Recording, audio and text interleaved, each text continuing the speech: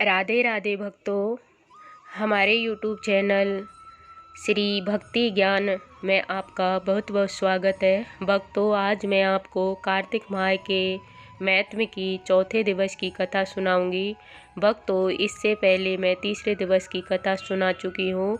उसके बाद अब मैं चौथे दिवस की कथा सुनाऊंगी, जिसमें भगवान श्री नारायण मछली का रूप धारण करके कश्यप की अंजलि में प्राप्त हुए।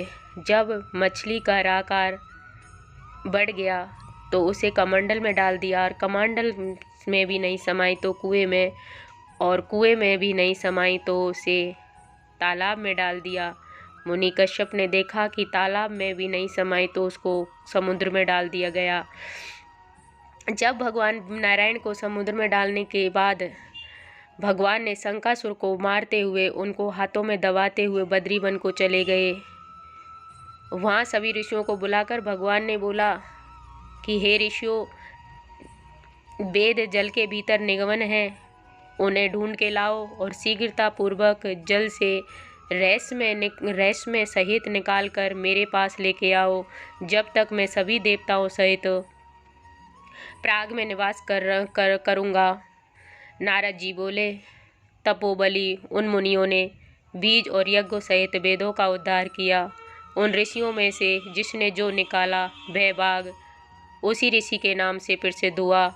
पीछे सब मुनि मिलकर प्रयागराज को गए और प्राप्त हुए वेद ब्रह्मा को सहित विष्णु भगवान को अर्पण किए। संपूर्ण वेदों को पाकर ब्रह्मा जी प्रसन्न हो देव और ऋषियों सहित अश्वमेध यज्ञ किया। अश्वमेध के अंत में देवता, गंधर्व, पनग, गुहक और पृथ्वी पर दंडवत प्रार्थना करने लगे।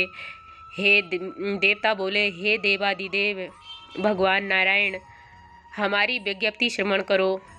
यह हमारी प्रसन्नता का स्थान है, इसे तुम पर वरदान दो। हे रमापते, इन ब्रह्मा जी ने इस स्थान में नष्ट हुए वेद फिर से प्राप्त किए हैं और हमने यज्ञ के भाग प्राप्त किए। इसीलिए आपके प्रसाद से यह स्थान पृथ्वी में अत्यंत श्रेष्ठ हो और पूर्ण देने वाला हो और अत्यंत श्रेष्ठ हो, और यह महीना भी ब्रह्म हत्या को दूर कर अक्षत फल देने वाला हो। श्री भगवान बोले, हे देवताओं, जो बात तुमने कही है यही मुझे भी अभिष्ट है, सो ऐसा ही होगा।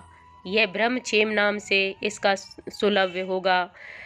सूर्यवंशी राजा भागीरथ यहाँ गंगा जी को लाएंगे, और जब इस जगह पर सूर्य की पुत्री यमुना का भी संगम होगा, जो पुरुष अपने पितरेश्वरों को यहाँ श्राद्ध करेंगे, उनके पितृगण मेरे स्वरूप को धारण करेंगे।